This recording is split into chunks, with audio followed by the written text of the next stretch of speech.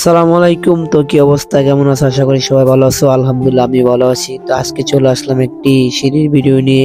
একটি রাউন্ড সিঁড়ির কাজ করব আমি আমার ওস্তাদে। তো ভিডিওটা দেখতে থাকো। তো দেখতেছো সিঁড়িটা অনেক রাউন্ড সিঁড়ি। যেহেতু সিঁড়িটা অনেক রাউন্ড, আমাদের কাজ করতে একটু ঝামেলা হয়েছে। যেহেতু কাজ নিছি, তো কাজ তো শেষ করতে হবে। তো যেহেতু এটা কাজের ভিডিও, অনেকের কাজে আসতে পারে। বাড়ি বানানোর সময় অনেকে এরকম সিঁড়ি করতে চান, তো তারা এই ভিডিওটা সেভ করে রাখতে পারেন।